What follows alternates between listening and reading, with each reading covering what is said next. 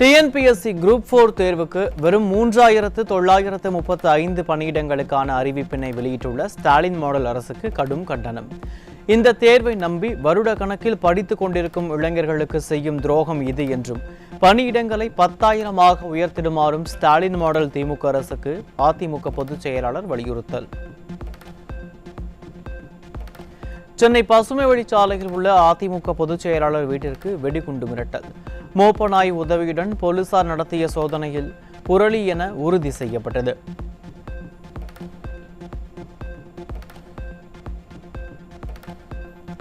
கோவை மாவட்டத்தில் பல்வேறு இடங்களில் அனுமதியின்றி மண் அள்ளப்படும் நிலையில் உண்மையான கனிமவள குற்றவாளிகளை கண்டுபிடிக்காமல் விவசாயிகள் மீது நடவடிக்கை எடுக்கப்படுகிறது. சட்டப்பேரவையில் எதிர்க்கட்சி கொறடா எஸ்பி வேலுமணி குற்றச்சாட்டு. நெய்வேலி என்எல்சி நிறுவனத்தில் தொழிலாளர்கள் சங்க அங்கீகாரத்திற்கான ரகசிய வாக்கெடுப்பு தேர்தல். அதிமுகவின் அண்ணா தொழிலாளர் ஊழியர் சங்கம் அங்கீகரிக்கப்பட்ட தொழிற்சங்கமாக வெற்றி பெற்றது. காஷ்மீர் எல்லை கட்டுப்பாடு அருகே பாகிஸ்தான் ராணுவம் 2வது நாளாக அத்துமீறி துப்பாக்கிச்சூடு. போர் நிறுத்த ஒப்பந்தத்தை மீறி பாகிஸ்தான் ராணுவம் நடத்திய தாக்குதலுக்கு இந்திய ராணுவம் உரிய பதிலடி.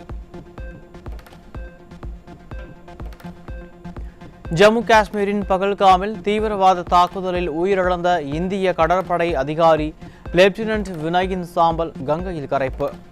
தீவிரவாதிகளுக்கு கடும் தண்டனையும் இத்தகைய சம்பவங்கள் தடுக்கப்பட வேண்டுமெனவும் வினயின் குடும்பத்தினர் வலியுறுத்தல்.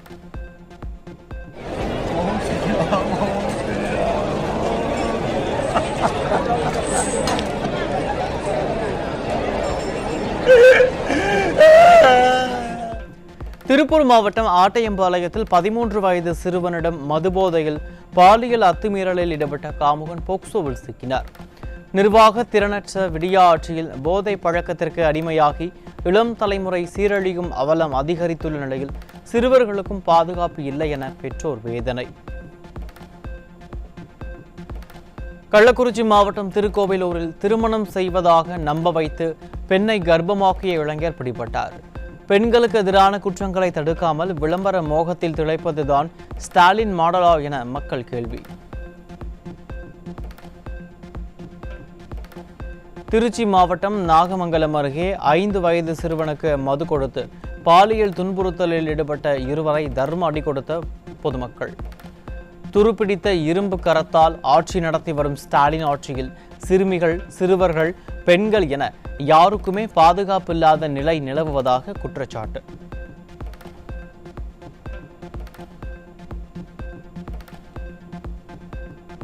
கடலூர் மாவட்டம் திட்டக்குடி அருகே 17 வயது சிறுமியை திருமணம் செய்து குடும்பம் நடத்திய இளைஞர் போக்சோவில் பிடிபட்டார்.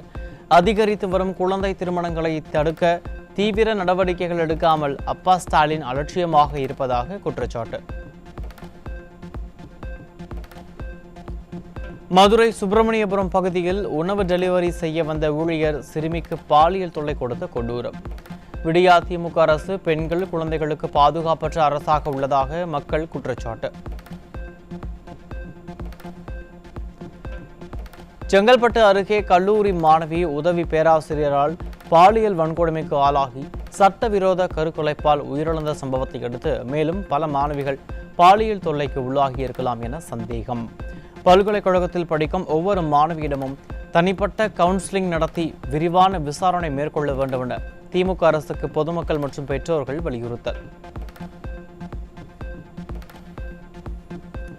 சென்னை கொருக்குப்பேட்டையில் பாலியல் புகார் அளித்த 16 வயது சிறுமியை அரிவாளால் வெட்டிய கொடூரம். பாலியல் குற்றங்களுக்கு எதிராக வாய் திறப்பவர்கள் ஸ்டாலினின் திமுக ஆட்சியில் உயிர் பிழைப்பது சவாலாகியுள்ளதாக மக்கள் வேதனை.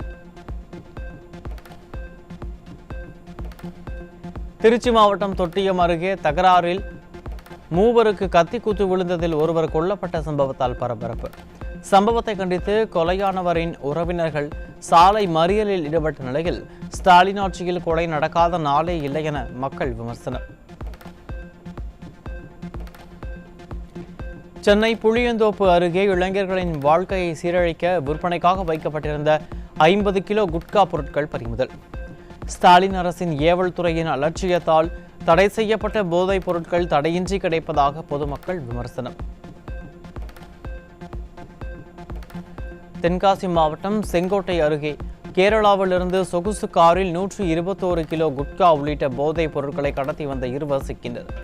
திறனற்ற ஸ்டாலினின் ஆட்சியில் குட்கா உள்ளிட்ட புகையிலை பொருட்களின் புழக்கம் அதிகரித்துள்ளதால் இளைஞர்களின் வாழ்க்கை சீரழிந்து வருவதாக பெற்றோர் வேதனை. திண்டுக்கல் ரயில் நிலையம் வந்த பெங்களூரு நாகர்கோவில் எக்ஸ்பிரஸ் ரயிலில் கேட்பாரற்று கடந்த தடை செய்யப்பட்ட 18 கிலோ குட்கா பறிமுதல். ஸ்டாலின் ஆட்சியில் ஏவல் துறை ஆழ்ந்த தியானத்தில் இருப்பதால் தமிழகத்தில் போதை வஸ்துகள் சர்வசாதாரணமாக கடத்தப்படும் அவலம். தென்காசி அருகே 1 லட்சம் மதிப்பிலான புகையிலை பொருட்கள் பறிமுதல். ஸ்டாலினின் திமுக ஆட்சியில் புகையிலை பொருட்கள் நடமாட்டம் தொடர்ந்து அதிகரித்து வருவதால் கேள்விக்குறியாகும் சட்டம் ஒழுங்கு. ஆந்திராவிலிருந்து திருவள்ளூர் மாவட்டம் செங்குன்றத்திற்கு லாரியில் 10 கிலோ கஞ்சா கடத்தி வந்த ஓட்டுநர் காளீஸ்வரன் பிடிபட்டார். போதைப் பொருள் ஒழிப்பு நடவடிக்கை நாடகம் நடத்திய ஸ்டாலின் ஆட்சியில் அண்டை மாநிலங்களிலிருந்து சர்வசாதாரணமாக கஞ்சா கடத்தி வரப்படுவதாக மக்கள் புகார். தூத்துக்குடி மாவட்டம் கோவில்பட்டி அருகே புது கிராமத்தில் சுடுகாட்டில் கஞ்சா பதுக்கி வைத்து விற்பனையில் ஈடுபட்ட 17 வயது சிறுவன் ராஜசேகர பாண்டி, கருப்பசாமி ஆகிய 3 பிடிபட்டனர். விடியா ஸ்டாலின் ஆட்சியில் இளைஞர்களை போதை பழக்கத்திற்கு அடிமையாக்கி சீரழிக்கும் கொடூர செயல்களில் சிறுவர்களும் துணிந்து ஈடுபடும் அளவுக்கு ஏவல் துறை செயலிழந்து விட்டதாக மக்கள் குற்றச்சாட்டு. தென்காசியிலிருந்து கேரளாவுக்கு அரசு பேருந்தில் கஞ்சா கடத்திய ஒடிசா இளைஞர்கள் 2 சிக்கினர். விடியா அரசின் ஏவல் துறை கும்பகர்ண தூக்கத்தில் உள்ளதால் வட மாநில இளைஞர்கள் கூட துணிந்து போதைப் பொருட்கள் கடத்தலில் ஈடுபடும் அளவுக்கு தமிழகத்தில் சட்டம் ஒழுங்கு சந்தி சிரிப்பதாக மக்கள் வேதனை. கோவையில் 3 நம்பர் ஆன்லைன் லாட்டரி மூலம் சூதாட்டத்தில் ஈடுபட்ட நபரிடமிருந்து 11,64,000 ரூபாய் பணம், சொகுசு கார் பறிமுதல். ஸ்டாலின் ஆட்சியில் போதைப் பொருட்கள், ஆன்லைன் லாட்டரிகள் என மக்கள் விரோத செயல்கள் சர்வசாதாரணமாக அரங்கேறுவதாக மக்கள் விமர்சனம். சென்னையில் எம்ஜிஆர் நகரில் போதை மாத்திரை விற்பனையில் ஈடுபட்ட 20 மற்றும் 17 வயது மாணவர்களிடமிருந்து 140 போதை மாத்திரைகள் பறிமுதல். மாணவர்களுக்கு ஒளிவிளக்கு கொடுக்கிறோம் என கூறி ஆட்சிக்கு வந்த ஸ்டாலினின் பொறுப்பற்ற செயலால் அப்பாவின் பிள்ளைகள் போதை மாத்திரைகள் விற்பனையாளர்களாகிவிட்டதாக மக்கள் விமர்சனம். திறனற்ற ஸ்டாலின் ஆட்சியில் கடந்த 8 மாதங்களில் மட்டும் 3000 பேருக்கு மேல் கஞ்சா வழக்கில் பிடிபட்டுள்ளனர். காய்கறி வாங்குபவர்களை விட கஞ்சா விற்பனையாளர்கள் அதிகரித்துள்ளது ஸ்டாலின் ஆட்சியின் சட்டம் ஒழுங்கு தோல்வியையே வெளிப்படுத்துவதாக விமர்சனம். கள்ளக்குறிச்சி மாவட்டம் உளுந்தூர்பேட்டையில் கனிம வளம் கடத்தலில் ஈடுபடுபவர்களிடம் நாள் ஒன்றுக்கு 5,000 ரூபாய் லஞ்சம் வசூலித்து தர வேண்டும் என போலீசாருக்கு உத்தரவிட்ட டிஎஸ்பி பிரதீப்பின் ஆடியோ வெளியாகி அதிர்ச்சி. விடியா ஸ்டாலின் ஆட்சியில் இயற்கை வளத்தை பாதுகாக்க வேண்டிய காவல்துறை அதிகாரி லஞ்ச பணத்திற்கு ஆசைப்பட்டு கனிம வள கொள்ளை உடந்தையாக இருப்பது தமிழக காவல்துறையின் லட்சணத்தை அம்பலப்படுத்தி விட்டதாக மக்கள் வேதனை.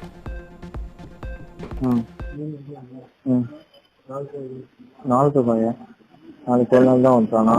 எப்பவுமே ஒரு நாள் ஓட்டுறானா மினிமம் 5 ரூபாய். சரியா? அதே 3 வண்டின்னு சொல்றதுனா நம்ப கூடாது, அதிகமா தான் ஓட்டுவான். சரியா? எப்பயுமே அவன்கிட்ட பேரம் பேசி 5 ரூபாய் டிஎஸ்பிக்கு, 1 ரூபாய் வந்து உங்களுக்கு. சரியா? அவன்கிட்ட பேசுவாங்க.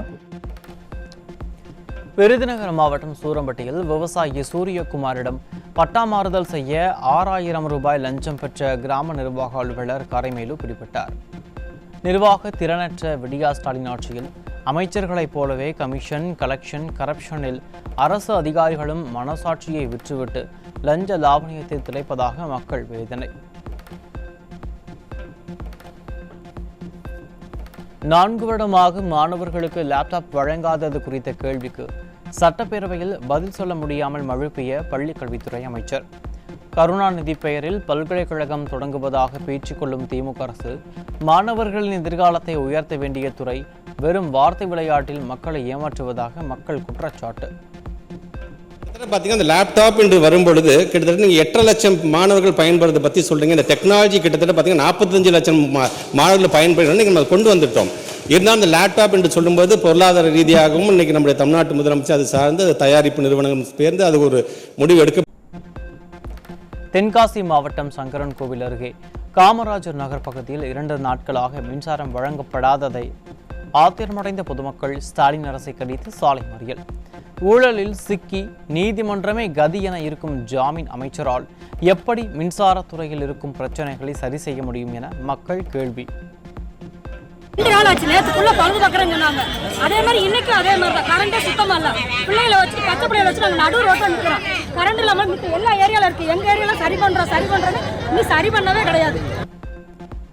5.5 லட்சம் அரசு பணி என பொய் வாக்குறுதி அளித்து ஆட்சிக்கு வந்த விடியா திமுக அரசு சொற்ப பணியிடங்களுக்கான தேர்வு அறிவிப்புகளை மட்டுமே வெளியிட்டு அரசு பணி தேர்வாளர்களின் கனவை சிதைத்த அவலம். ஸ்டாலின் அரசை விட கடந்த அதிமுக அரசை சிறப்பான ஆட்சியை நடத்தியதாக அரசு தேர்வுக்கு தயாராகும் தேர்வர்கள் கருத்து.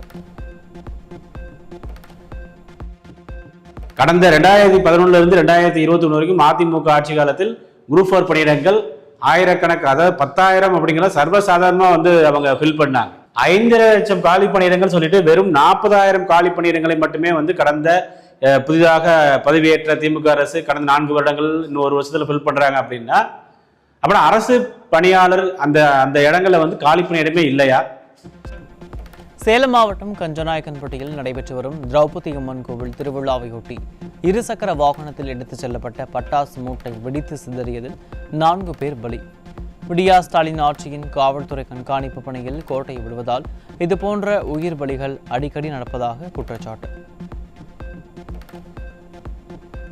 சிவகங்கையில் அரசு அலுவலர்களிடையே ஏற்பட்ட கருத்து மோதலில் தற்காலிக பணி நீக்கம் செய்யப்பட்ட மாவட்ட தொழில் மைய பெண் அதிகாரி பூச்சி மருந்து குடித்து தற்கொலைக்கு முயற்சி.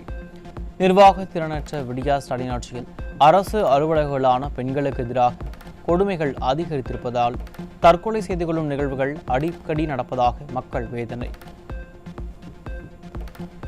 வருவாய்த்துறையில் காலி பணியிடங்களை நிரப்பாமல் காலம் தாழ்த்தி வரும் விடியா ஸ்டாலின் அரசை கண்டித்து அரசு பணியாளர்கள் கடலூர், நாகப்பட்டினம், சேலம், காஞ்சிபுரம் ஆகிய 4 மாவட்டங்களில் ஆர்ப்பாட்டம். தேர்தலின் போது அளித்த வாக்குறுதிகளை நிறைவேற்றாமல் 4 ஆண்டுகளாக அரசு பணியாளர்களை திமுக அரசு வஞ்சித்து வருவதாக முழக்கம்.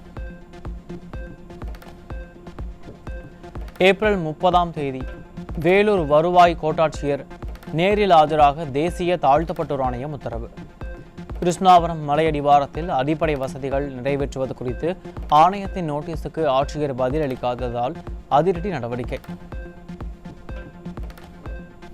மாதம் 200 ரூபாய் கட்டணத்தில் கிராமங்களுக்கு இன்டர்நெட் இணைப்பு வழங்கப்படும் என்ற விடியா திமுக அரசின் அறிவிப்பு பொதுமக்களை எள்ளி நகையாட வைத்துள்ளது. குடிநீர், கழிப்பிடம், சாலை வசதிகளை கூட முழுமையாக நிறைவேற்ற திராணி இல்லாத ஸ்டாலின் அரசு ஓட்டை உடைசல் பேருந்துகளுக்கு பதிலாக புதிய பேருந்துகளை முதலில் இயக்கி விபத்தில் இருந்து பயணிகளை காப்பாற்ற முன்வர வேண்டும் என மக்கள் கோரிக்கை. திருச்சி ஸ்ரீரங்கம் ரங்கநாதர் கோயில் சித்திரை தேர் திருவிழா தொடங்கியது. திரளான பக்தர்கள் பங்கேற்று தேரை வடம் பிடித்து இழுத்து வழிபாடு.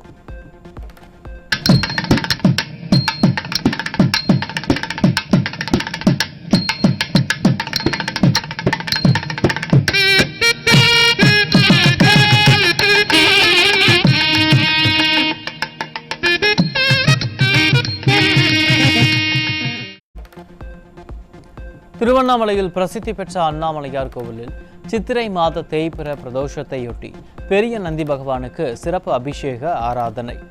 ஆயிரக்கணக்கான பக்தர்கள் கலந்து கொண்டு அரோகுரா என பக்தி முழக்கமிட்டு தரிசனம்.